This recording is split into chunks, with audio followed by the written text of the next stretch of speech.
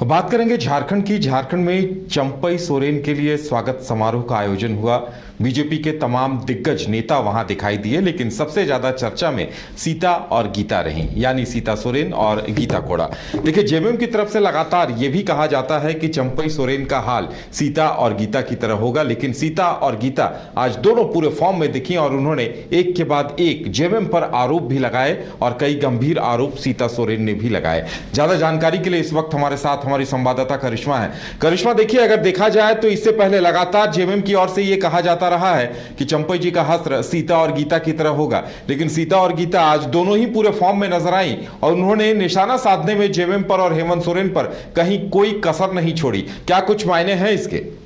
जी उदय, अगर हम पूर्व सांसद गीता कोड़ा की बात करेंगे और पूर्व विधायक सीता सोरेन की बात करेंगे तो दोनों ही आज फुल फॉर्म में दिखी है।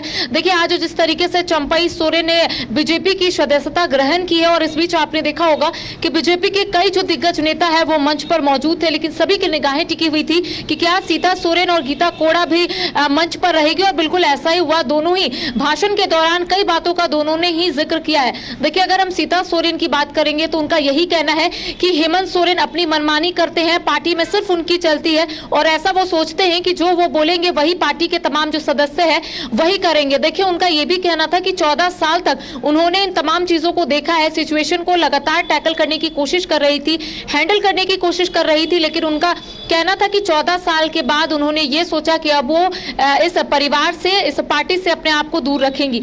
देखिए, उसके बाद बीजेपी का उन्होंने दामन थामा था। लोकसभा चुनाव जब नजदीक था तो ऐसे में ये माना जा रहा था कि उन्हें चुनावी मैदान में बीजेपी की ओर से उतारे जाएंगे और बिल्कुल वैसा ही देखने को मिला। लेकिन आज का दिन झारखंड के लिहाज से काफी महत्वपूर्ण दिन था, क्योंकि चंपई सोरेन जो झारखंड के पूर्व मुख्यमंत्री है, झारखंड मुक्ति मोर्चा के कद्दावर नेता है, और ऐसे में आज उन्होंने बीजेपी का दामन थामा है। तो ऐसे में सभी की निगाहें टिकी हुई थी कि जो लोग दल बदले हैं, यानी कि अगर हम सीता सोरेन की बात करेंगे तो वो भी झारखंड मुक्ति मोर्चा में थी, बाद में उन्होंने बीजेपी का दामन थामा। इसके साथ अगर गीता कोड़ा की बात करेंगे तो वो पहले कांग्रेस में थी, उसके बाद उन्होंने बीजेपी का दामन थामा है। तो ऐसे में सभी की निगाहें टिकी हुई थी कि दोनों क्या बोल रही है, क्योंकि लगातार झारखंड मुक्ति मोर्चा की ओर से ये कहा जा रहा था कि जो गीता और सीता का हुआ है बिल्कुल वैसा ही जो चंपई सोरेन है उनके साथ बिल्कुल वैसा ही होगा। लेकिन आज आपने देखा होगा कि बारीकी से दोनों ही नेत्री जो है अपनी बात को रखती हुई नजर आ रही थी कि आखिर उनके साथ क्या हो रहा था। देखिए, झारखंड मुक्ति मोर्चा जिस तरीके से उनका कहना था कि घुटन हो रहा था,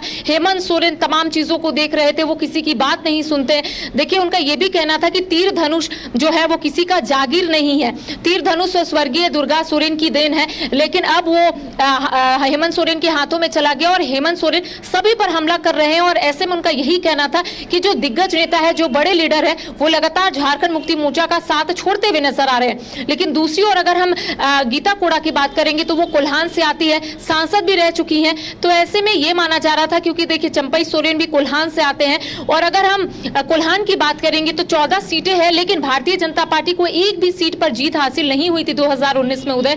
और यही वजह है कि लगातार प्रधानमंत्री का जो दौरा है सबसे पहले कोल्हान में होता था, और ऐसे में लगातार वो भाषण के दौरान ये बोलने से पीछे नहीं हटते थे कि कोल्हान में एक बार फिर से कमल जो है वो खिलकर रहेगा। अब देखिए, ये माना जा रहा है कि चंपई सोरेन ने अब बीजेपी का दामन थाम लिया है, तो कोल्हान में कहीं ना कहीं बीजेपी को मजबूती मिलेगी। और इसको लेकर आज गीता कोड़ा ने भी कहा है कि चंपई सोरेन ने बीजेपी का दामन थामा है, तो अब बीजेपी को कहीं ना कहीं मजबूती मिलेगी कोल्हान में। देखिए, अब सभी की निगाहें टिकी हुई है कि 2024 यानी किसी साल विधानसभा का चुनाव होना है, और कैसे चंपई सोरेन लोगों के बीच में जाते हैं, कैसे अपनी बातों को रखते हैं, क्योंकि इससे पहले वो झारखंड मुक्ति मोर्चा के वरिष्ठ नेता हुआ करते थे, और ऐसे में वो झारखंड मुक्ति मोर्चा का जो विजन है वो लोगों के बीच में लेकर जाते थे। लेकिन अब वो बीजेपी के नेता है, तो ऐसे में बीजेपी का जो विजन है, बीजेपी का जो मैनिफेस्टो है, तमाम चीजों का वो जिक्र करेंगे। लेकिन आज सीता और गीता कहीं ना कहीं फुल फॉर्म में दिखी है, और यहां पर हेमंत सोरेन पर जमकर हमला भी बोली है। सीता सोरेन ने स्पष्ट रूप से यही कहा है कि पहले अंग्रेजों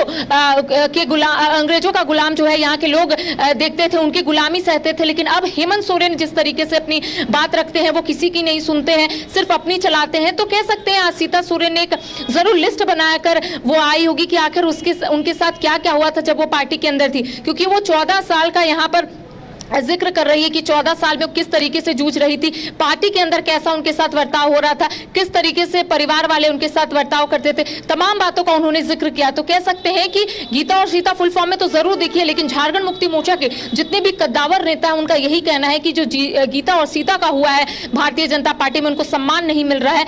और बिल्कुल वैसा ही होगा चंपई सोरेन में। हालांकि बाद में मैंने बात की थी सीता सोरेन और गीता कोड़ा से कि क्या पार्टी में यानी कि भारतीय जनता पार्टी में उन्हें उतना सम्मान मिल रहा है जितना उन्हें जिस तरीके से उन्होंने कहा झारखंड मुक्ति मोर्चा में उन्हें उतना सम्मान नहीं मिलता था। चाहे हम गीता कोड़ा की बात करेंगे तो उनका कहना था कि कांग्रेस में उतना सम्मान नहीं मिलता है, तो उनका स्पष्ट रूप से यही कहना था कि बीजेपी में उन्हें सम्मान मिल रहा है और आगे तमाम चीजों को लेकर भी जा रही है, विधानसभा चुनाव को लेकर तो भी। चलिए, विरोधियों की बातों का सीता और गीता दोनों ने आज भरे मंच से जवाब दिया है। अब देखने वाली बात यह होगी कि इसका कोल्हान में असर कितना दिखेगा। गीता कोड़ा ने जो कुछ कहा उसका और सीता सोरेन ने जो कुछ कहा उसका संथाल में। करिश्मा, हमारे साथ जुड़ने के लिए आपका बहुत बहुत धन्यवाद।